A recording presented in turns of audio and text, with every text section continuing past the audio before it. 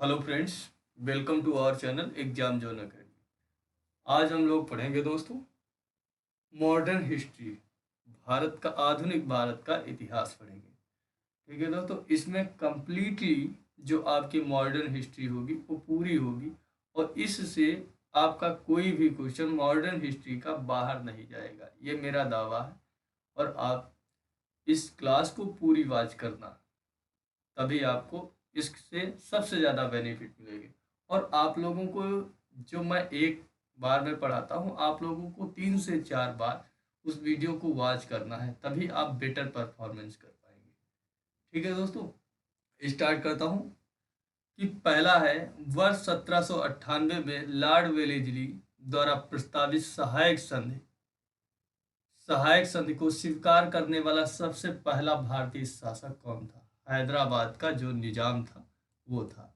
ये क्वेश्चन ऐसे पूछा जाएगा कि सहायक संधि स्वीकार करने वाला पहला भारतीय राज्य कौन था। हैदराबाद था।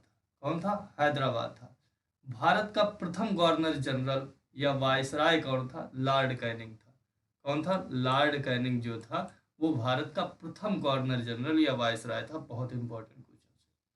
अगला है तीसरे आंग्लो मैसूर युद्ध को रोकने के लिए टीपू सुल्तान ने अंग्रेजों के साथ में कौन सी संधि की थी? श्रीरंगपट्टम की संधि की थी।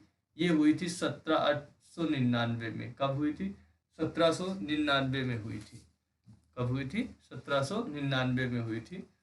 तीसरे आंग्लो मैसूर युद्ध को रोकने के लिए टीपू सुल्तान ने कौन सी संधि की थी? श्रीरंगपट्टम की संधि की थी। ठीक है, श्रीरंगपट्टम की संधि की थी। उसके बाद किस सिख गुरु ने फारसी में जफरनामा लिखा है? जफरनामा किसने लिखा था? गुरु गोविंद सिंह ने लिखा था। किसने? गुरु गोविंद सिंह ने लिखा था। ये वाला भी बहुत इंपॉर्टेंट क्वेश्चन है।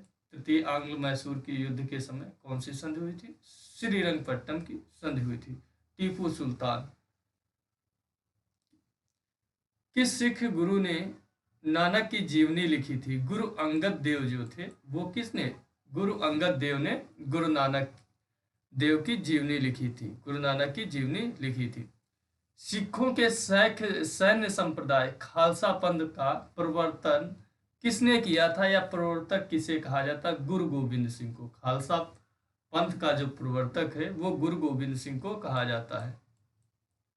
1747 में सिराजुद्दौला किसके द्वारा पराजित किया गया था? लॉर्ड क्लाइव के द्वारा।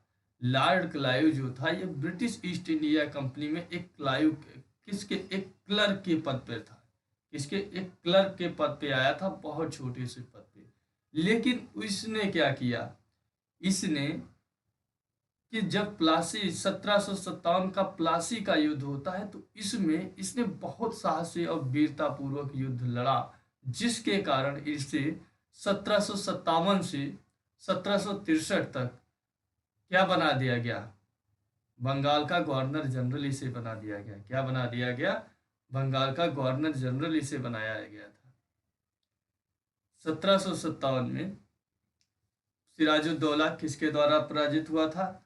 लॉर्ड क्लाइव के द्वारा पराजित हुआ था। 1757 में सिराजुद्दौला पराजित हुआ। उसके बाद क्या होता है कि ब्रिटिश ईस्ट इंडिया की कंपनी की स्थापना भारत में ब्रिटिश साम्राज्य की एक नींव पड़ गई थी और इससे यह साबित हो गया था कि भारतीय जो साम्राज्य है या भारतीय जो रजवाड़े हैं ये सब कितने खोखलेपन हैं। कैसे? ये कितने खोखलेपन हैं और ये कितने कमजोर हैं। उसके बाद 1764 में बक्सर का युद्ध होता है, जिसमें भी लॉर्ड क्लाइव ने नेतृत्व किया था और उसको भी जीता, जिसके द्वारा भारत में क्या होता है? एक ब्रिटिश साम्राज्य स्थापित हो जाता है। अगला क्वेश्चन है संगौली या सुगौली की संधि 1816 में किन के बीच में हुई थी? संगौली की संधि जानते हैं आप, नेपाल और ईस्ट इंडिया के बीच में हुई थी या ब्रिटिश सरकार और नेपाल के बीच में हुई थी। संगौली की संधि 1816 में। टीपू सुल्तान की मृत्यु कब हुई थी? 1799 में हुई थी। कब हुई थी? 1799 में हुई थी। श्रीरंगपट्टनम में हुई थी। कहाँ हुई थी? श्रीरंगपट्टनम में हुई थी। हड़प नीति के अंतर्गत कौन से भारतीय राज्य कब्जे में किए गए थे? झांसी, नागपुर व सतारा। कौन सी? झांसी, नागपुर व सतारा। ये लॉर्ड डलहौजी जो था, लॉर्ड डलहौजी, उसने ही हड़प की नीति का प्रवर्तक था। वही हड़प नीति के द्वारा भारतीय राज्यों को अपने ब्रिटिश साम्राज्य में मिलाया था। ये हड़प नीति क्या थी? ये दो गोद निषेध प्रथा के द्वारा, गोद निषेध प्रथा के द्वारा ये क्या करते थे? अपने राज्य में मिला लेते थे, जिनसे जिनके राजाओं के कोई संतान नहीं थी और वो स्वतंत्र राज्य थे, जो ब्रिटिश साम्राज्य के अधीनता में थे, लेकिन ब्रिटिश साम्राज्य से आज्ञा न लेकर के, आज्ञा पत्र न लेकर के वो क्या करते थे? अपने राज्य को, अपने किसी भी दत्तक पुत्र को गोद ले लेते थे। तो उसने क्या किया? डॉक्ट्राइन ऑफ लेस्पी, मतलब हड़प की नीति अपनाई, जिससे इन राज्यों को उसने मिलाया था। किस राज्य के शासक नवाब वजीर कहलाते थे? अवध के जो नवाब थे वो नवाब वजीर कहलाते थे। किसने ग्रामीण जाटों को एक सैनिक शक्ति के रूप में संगठित किया था? चूड़ामणि, चूड़ामर था। कौन था? चूड़ामन या चूड़ामर कहते हैं। किसने ग्रामीण जाटों को एक सैनिक शक्ति के रूप में संगठित किया था? चूड़ामन ने। किसने जाटों का अफलातून कहा जाता है एवं जाटों का आदरणीय व विद्वान व्यक्ति कहा जाता है? सूरजमल को कहा जाता है। किसको कहा जाता है? सूरजमल को जाटों का अफलातून या जाटों का आदरणीय विद्वान व्यक्ति कहा जाता है। भारत पर आक्रमण करने वाले किस ईरानी शासक को ईरान का नेपोलियन कहा जाता था? नादिर शाह को ईरान का नेपोलियन कहा जाता है। नादिर शाह को ईरान का नेपोलियन कहा जाता है। भारत के किस गवर्नर जनरल के समय में सिंध का विलय किया गया? अंग्रेजी राज्य में किया गया था, लॉर्ड एलनब्रो के समय में। 1843 में लॉर्ड एलनब्रो के समय पे क्या हुआ? सिंध राज्य का विलय किया गया अंग्रेजी साम्राज्य में। सिंध विजय का श्रेय किसे दिया जाता है? सर चार्ल्स नेपियर को दिया जाता है। सिंध विजय का जो श्रेय है वो चार्ल्स नेपियर को दिया जाता है। ठगी प्रथा को उन्मूलन से संबद्ध गवर्नर जनरल कौन था? विलियम बेंटिंक था। कौन था? विलियम बेंटिंक जो था वो 1800 विलियम बेंटिंक ने ही 1829 में क्या किया था? एक ठगी प्रथा को इसने समाप्त किया था, उन्मूलन किया था। और सती प्रथा को भी विलियम बेंटिंक ने राजा राम मोहन राय की सहयोग से क्या किया था? समाप्त किया था। वोडियार कहाँ के शासक थे? ये वोडियार जो था वो मैसूर रियासत के शासक थे। कहाँ के? मैसूर रियासत के शासक थे। टीपू सुल्तान की राजधानी क्या थी? श्रीरंगपट्टनम थी। वोडियार वंश के ही शासकों को, जो टीपू सुल्तान को जो पिता थे, उसने क्या किया था? उसने क्या किया था कि उनके टीपू सुल्तान के पिता ने ही क्या किया था? उसने उस पे आक्रमण करके वाडियार वंश के शासक के यहाँ पे वो करके इसे अपने अधिकार कर लिया था। ठीक है। टीपू सुल्तान की राजधानी श्रीरंगपट्टनम थी। क्लाइव को बंगाल का गवर्नर कब बनाया गया था? 1758 से 1763 तक। उसके बाद 65 से 67 तक 2 साल रहता है। उसके बाद कौन आता है? बंगाल का गवर्नर जनरल वारेन हेस्टिंग्स आता है। कौन आता है? वारेन हेस्टिंग्स आता है। भारत का प्रथम गवर्नर जनरल कौन था? विलियम बेंटिंक था। कौन था? विलियम बेंटिंक था। द्वैध शासन नीति को किसने समाप्त किया था? द्वैध शासन नीति को किसने समाप्त किया था? वारेन हेस्टिंग ने समाप्त किया था। किसने? वारेन हेस्टिंग ने। अंग्रेजों का सर्वाधिक विरोध किसने किया था? मराठों ने किया था। अंग्रेजों का सर्वाधिक विरोध जो है वो मराठों ने किया था। प्लासी का युद्ध 1757 में अत्यधिक ऐतिहासिक महत्व था, क्योंकि इसमें बंगाल में ब्रिटिश वर्चस्व के लिए मार्ग प्रशस्त किया गया था और उसके बाद संपूर्ण भारत पर ब्रिटिश नियंत्रण के लिए रास्ता खुल गया था। क्या हुआ था? ब्रिटिश गवर्नमेंट के लिए रास्ता खुल गया था। ब्रिटिश हैदर अली जो था, उसका पुत्र जो था वो टीपू सुल्तान था। ठीक है। ब्रिटिश सरकार भारतीयों को आधुनिक शिक्षा देना चाहती थी। इनमें उनका उद्देश्य क्या था? भारत में अपनी राजनीतिक सत्ता की नींव सुदृढ़ करना। क्या है? जब भारत में लोग पढ़े लिखे हो जाएंगे तो उनके काम काजों को किया करेंगे, जिससे उन्हें आसानी होगी। प्रशासनिक अव्यवस्था या कुशासन के आधार पर डलहौजी ने किस राज्य को ब्रिटिश साम्राज्य में मिलाया था? वो अवध राज्य को। किसको? अवध राज्य को मिलाया था। आदि ग्रंथ किसने संकलित किया था? गुरु अर्जुन ने क्या किया था? आदि ग्रंथ को संकलित किया था। भारत में आधुनिक शिक्षा प्रणाली की नींव किसने डाली थी? 1834-35 में लॉर्ड मैकाले की अध्यक्षता में। किसने डाली थी? Lord Macaulay. कौन सा? लॉर्ड मैकाले ने 1835 में भारत में आधुनिक शिक्षा प्रणाली की नींव डाली थी। पंजाब में सिख राज्य के संस्थापक कौन थे? रणजीत सिंह थे। रणजीत सिंह थे। किसने फ्रांसीसी विशेषज्ञों की मदद से डिंडीगुल में एक आधुनिक शस्त्रागार स्थापित किया था? हैदर अली ने। किसने? हैदर अली ने स्थापित किया था। किस मुगल बादशाह ने 1733 में बिहार की सूबेदारी और बंगाल के नवाब शुजाउद्दीन को प्रदान किया था? मोहम्मद शाह रंगीला ने। किसने? मोहम्मद शाह रंगीला ने। अंग्रेजों को पेंशनर बनने वाला पहला मुगल बादशाह कौन था? या प्रथम मुगल बादशाह शाह आलम द्वितीय था। कौन था? शाह आलम द्वितीय। बहुत इंपॉर्टेंट, याद रखना। गोद प्रथा का प्रतिबंध लगाने वाला गवर्नर जनरल कौन था, जिसे गोद निषेध भी कहते हैं? लॉर्ड डलहौजी था। कौन था? लॉर्ड डलहौजी। 1848 से 56 तक रहा था। पंजाब के राजा रणजीत सिंह की राजधानी कहाँ थी? लाहौर थी। क्या थी? लाहौर थी। हैदर अली की मृत्यु 1782 ईस्वी में किस युद्ध के दौरान हुई थी? द्वितीय आंग्ल मैसूर युद्ध के बाद। द्वितीय आंग्ल मैसूर युद्ध के समय में हैदर अली की मृत्यु हुई थी। ये 1789 से 82 चला था। 89 से क्या चला था? 79 से 82 तक चला था। ब्रिटिश सरकार का वह गवर्नर जनरल कौन था जिसने भारत में डाक शुरू किया था? डाक टिकट। लॉर्ड डलहौजी। और इसने ही भारत में रेलवे का श्रेय भी शुरू करने का ही लॉर्ड डलहौजी को दिया जाता है, जो बंबई से थाड़े 1854 में, जो कितने किलोमीटर की? दूसरी चली थी 34 किलोमीटर की, रानीगंज करके।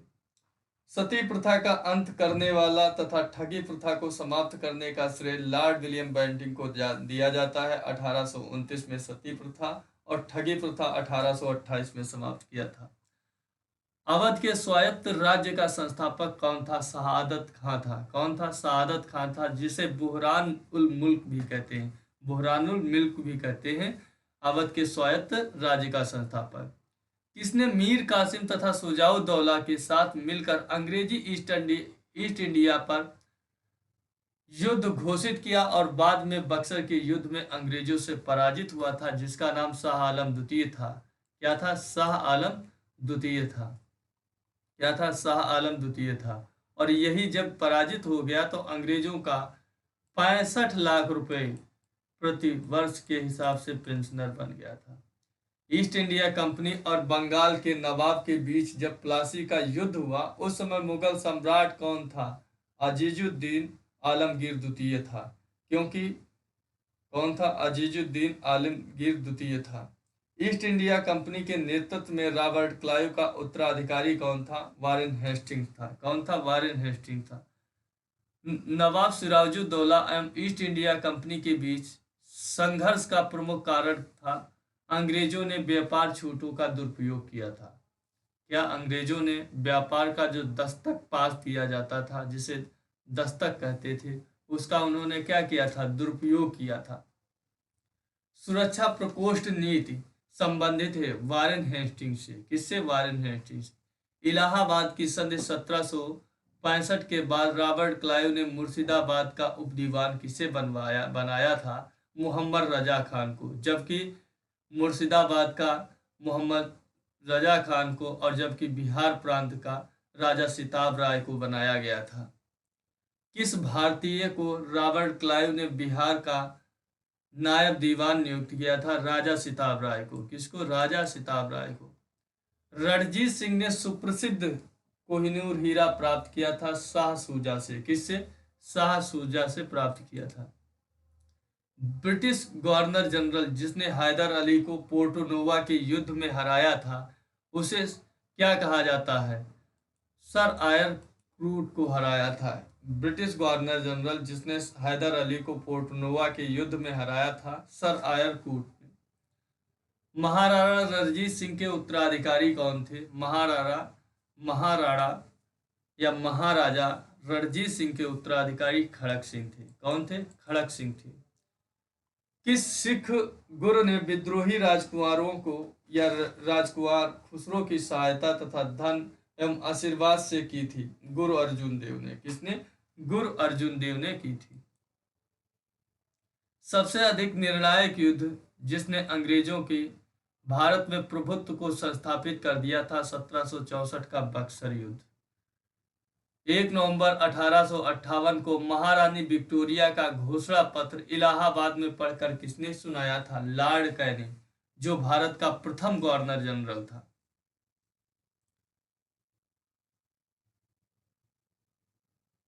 रणजीत सिंह किस मिसल से संबंधित थे? रणजीत सिंह शुक्रचकिया मिसल से संबंधित थे। तथाकथित कुशासन के आधार पर किस गवर्नर जनरल ने मैसूर राज्य के प्रशासन को ले लिया था? लॉर्ड विलियम बेंटिंग जो थे, वो मैसूर राज्य को प्रशासन के रूप में ले लिया था। किसने अपनी राजधानी मुर्शिदाबाद से मुंगेर स्थानांतरित की थी? वो मीर कासिम। किसने? मीर कासिम ने की थी। किसकी समाधि के कारण नंदेड़ गुरुद्वारा सिखों द्वारा पवित्र माना जाता था? गुरु गोविंद सिंह की समाधि के द्वारा। बक्सर के युद्ध में 1764 के समय दिल्ली का शासक कौन था? शाह आलम द्वितीय था। कौन था? शाह आलम द्वितीय था। टीपू सुल्तान अंग्रेजों के साथ युद्ध में कब मारे गए थे? 1799 में। कब? 1799 में, तृतीय आंग्ल मैसूर युद्ध के समय। सिखों के अंतिम गुरु कौन थे? 10वें गुरु जो थे, वो गुरु गोविंद सिंह थे। कौन सा युद्ध जिसने भारत में ब्रिटिश प्रभुत्व का प्रारंभ किया था? प्लासी का युद्ध, 1757 का युद्ध। डिंडीगुल नाम है, तमिलनाडु में एक नगर का नाम है डिंडीगुल। और आधुनिक में डिंडीगुल के ताले बहुत फेमस हैं, जिन्हें जीआई टैग भी मिला हुआ। बंगाल के किस गवर्नर जनरल के समय में सरकारी खजाना मुर्शिदाबाद से कलकत्ता स्थानांतरित किया गया था? वारेन हेस्टिंग्स के समय पे। किसके? वारेन हेस्टिंग्स के समय। भारत में प्रथम रेलवे लाइन किस ब्रिटिश गवर्नर जनरल के समय बिछाई गई थी? वो लॉर्ड डलहौजी के समय में। किसके समय पे? लॉर्ड डलहौजी के समय पे बिछाई गई थी। बंबई से थाड़े प्रथम रेलवे लाइन। किसके समय में कलकत्ता में प्रथम न्यायालय की स्थापना हुई थी? वारेन हेस्टिंग के समय पे कलकत्ता में प्रथम न्यायालय की स्थापना हुई थी। बंगाल के किस गवर्नर जनरल के काल में पिट्स इंडिया एक्ट 1784 पारित किया गया था? वो पारित किया गया था वारेन हेस्टिंग के समय। किसके? वारेन हेस्टिंग के समय। भारतीय शासकों में कौन था जिसने विदेशों में आधुनिक पद्धति से दूतावास स्थापित किया था? टीपू सुल्तान। हैदर अली का पुत्र टीपू सुल्तान। भारत में प्रथम रेल लाइन किसने बिछवाई थी? जॉर्ज क्लार्क जो थे, उसने बिछवाई थी। किसने? जॉर्ज क्लार्क ने। भारत से ब्रिटेन की और संपत्ति के अपहरण, ड्रेन ऑफ वेल्थ, जिसे क्या कहते हैं? ड्रेन ऑफ वेल्थ, धन निष्कासन का सिद्धांत किसने प्रतिपादित किया था? 1867 में दादा भाई नौरोजी ने। भारत में ब्रिटिश भू राजस्व प्रणाली का किसने अधिकतम लाभ प्राप्त किया था? जमींदारों ने। किसने? जमींदारों ने प्राप्त किया था।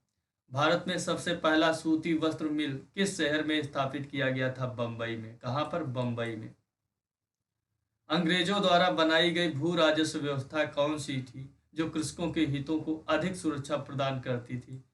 मद्रास प्रांत की रैयतवाड़ी भू व्यवस्था। कौन थी? मद्रास प्रांत की रैयतवाड़ी भू व्यवस्था थी। किसके द्वारा बंगाल और बिहार का स्थायी बंदोबस्त, स्तंभरारी बंदोबस्त शुरू किया गया था? लॉर्ड कॉर्नवालिस द्वारा। किसके द्वारा? लॉर्ड कॉर्नवालिस के द्वारा शुरू किया गया था।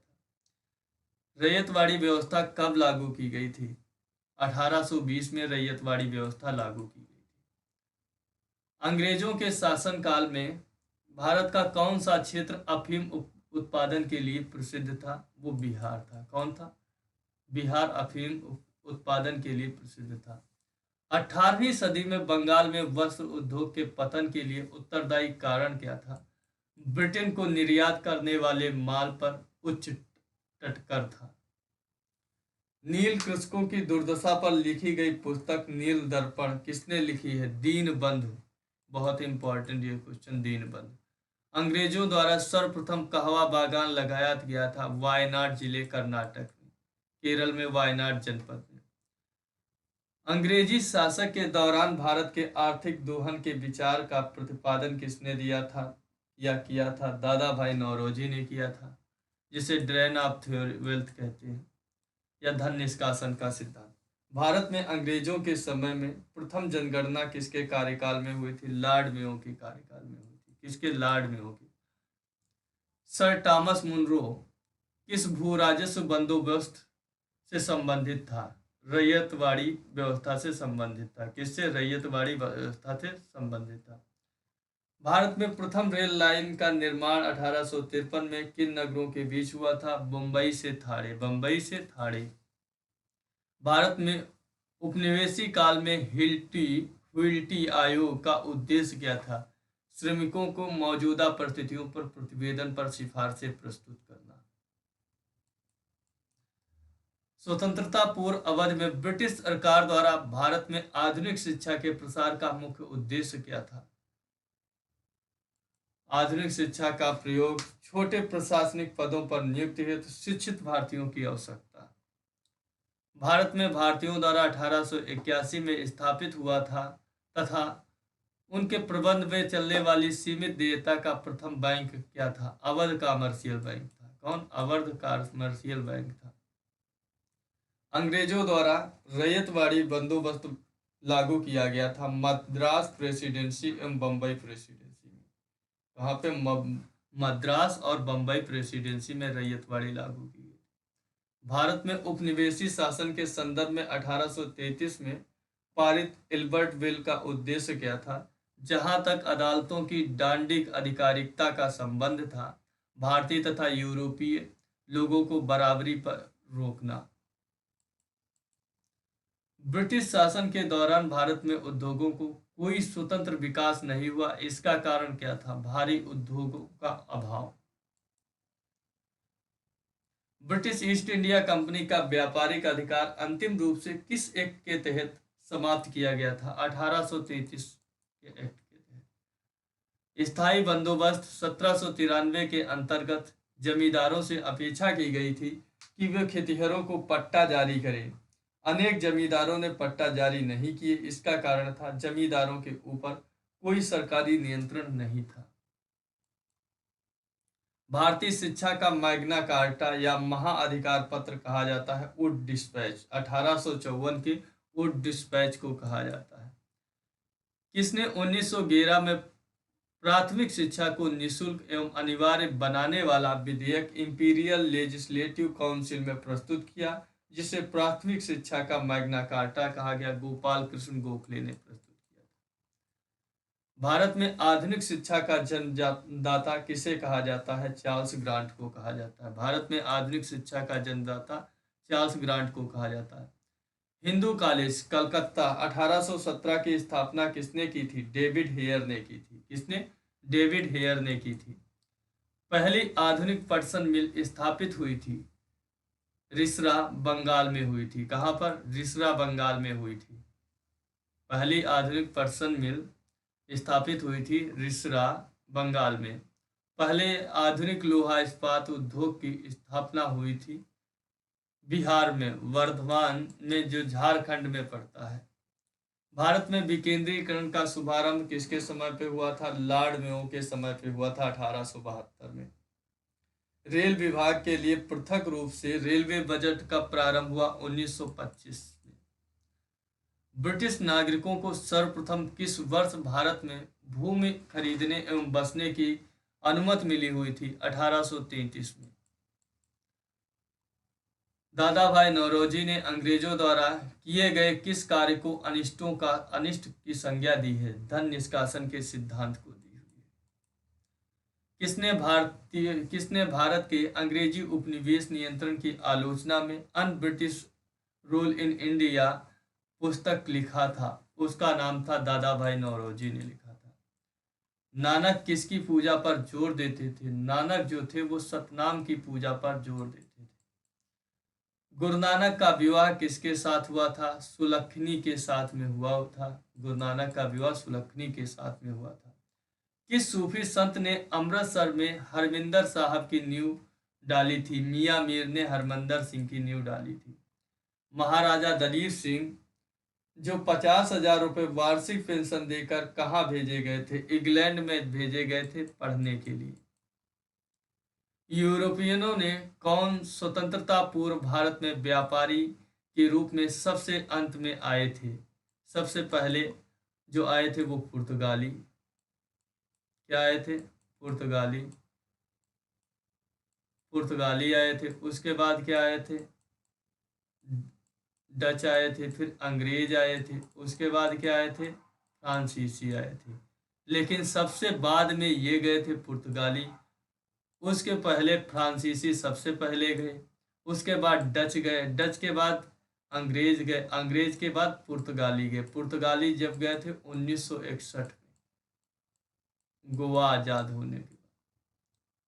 भारत का बादशाह उस समय कौन था जब ब्रिटेन की ईस्ट इंडिया कंपनी की स्थापना की गई थी 1600 ईस्वी में? उस समय कौन था? 1605 तक तो अकबर ही थे, तो 1650 से 1605 तक अकबर रहे थे।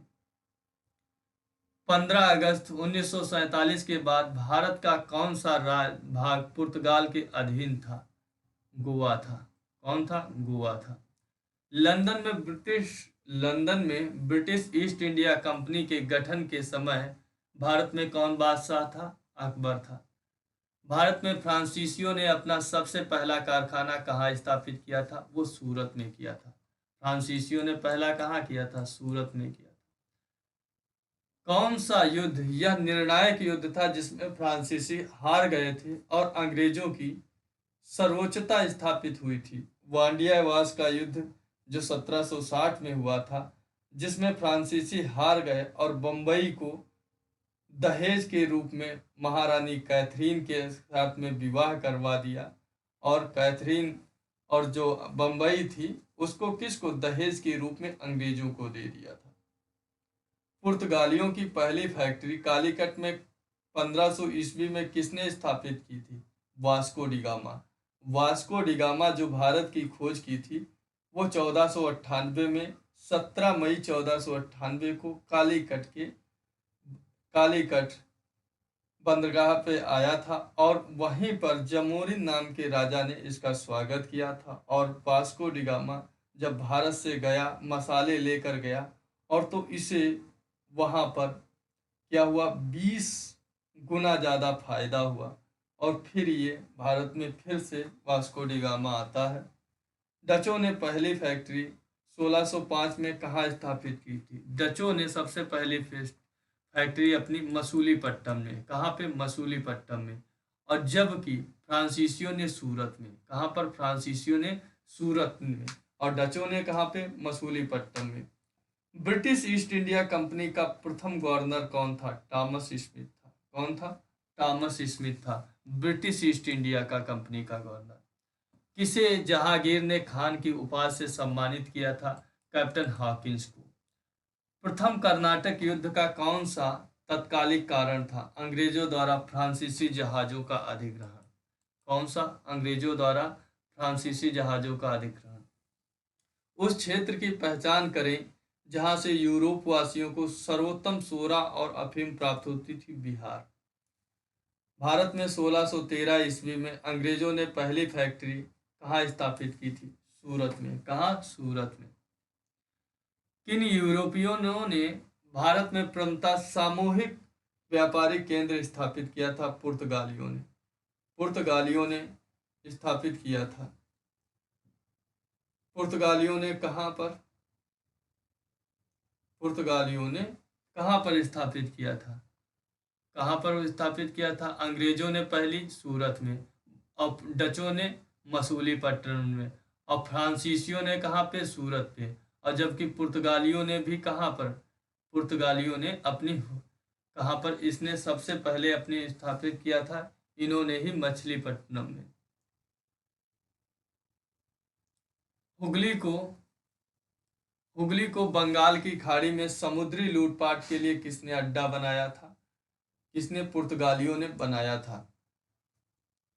कलकत्ता का संस्थापक कौन था, जॉब चार्नक था। कलकत्ता का संस्थापक कौन था, जॉब चार्नक था। भारत के साथ व्यापार के लिए सर्वप्रथम संयुक्त पूंजी कंपनी किन लोगों ने आरंभ की थी, डचों ने की थी। किसने, डचों ने की थी। ईस्ट इंडिया कंपनी के किस अंग्रेज गवर्नर को अंग्रेजों द्वारा भारत से निष्कासित किया गया था, सर जॉन चाइल्ड को। किसको, सर जॉन चाइल्ड को।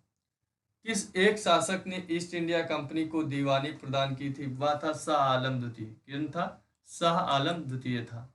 बंगाल की फैक्ट्रियों में से एक जो पुर्तगालियों द्वारा स्थापित की गई थी वो थी हुगली। कहाँ पर, हुगली में। एक द्वीप पर निर्मित भारत का सबसे बड़ा नगर था मुंबई। कौन था, मुंबई। 18वीं सदी में लड़े गए युद्धों का सही कालक्रम था, अंबूर का युद्ध 1749 में। कब, 1749 में। 18 प्लासी का युद्ध 1757 में। 1760 में क्या लड़ा गया था, वांडियावास का युद्ध। और 64 में लड़ा गया था कौन सा, बक्सर का युद्ध। बक्सर का युद्ध।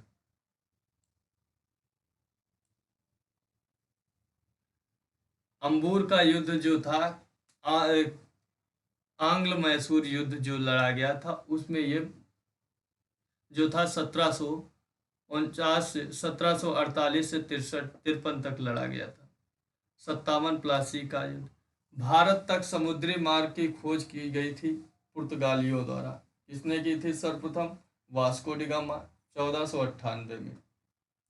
ब्रिटिशों ने भारत में सूरत में अपनी पहली फैक्ट्री स्थापित करने की अनुमति किससे प्राप्त की थी, वो भी जहांगीर से। किससे, जहांगीर से। भारत के समुद्री मार्ग की खोज किसने की थी, वास्को डी गामा ने की थी। तृतीय कर्नाटक युद्ध या एंग्लो फ्रेंच संघर्ष की समाप्ति किससे हुई थी, पेरिस की संधि द्वारा हुई थी। 1763 में क्या हुई थी, पेरिस की संधि हुई थी। 1498 ईस्वी में वास्को डी गामा कालीकट में उतरा तो किसने उसका स्वागत किया था, कालीकट या कोझिकोड के राजा जमोरी ने उसका स्वागत किया था। पुर्तगालियों ने भारत में सर्वप्रथम फैक्ट्री कहाँ स्थापित की थी, कालीकट में ही की थी। कहाँ पर, कालीकट में, केरल में की थी। 1717 ईस्वी में कौन से मुगल सम्राट ने अंग्रेजों की ईस्ट इंडिया कंपनी को भारत में व्यापार पर विशेषाधिकार प्रदान करने का फरमान जारी किया था, वो किया था फर्रुखसियर ने। किसने, फर्रुखसियर ने। ब्रिटिश के साथ में बेसिन की संधि किस पेशवा ने की थी, बाजीराव द्वितीय ने की थी। बाजीराव द्वितीय ने बेसिन की संधि की थी। ईस्ट इंडिया कंपनी के नेतृत्व में रॉबर्ट क्लाइव का उत्तराधिकारी हेस्टिंग्स था। किसे भारत में पुर्तगाली साम्राज्य का वास्तविक संस्थापक कहा जाता है, फ्रांसिस्को डी अल्बुकर्को। किसको, अल्फांसो डी अल्बुकर्को माना जाता है।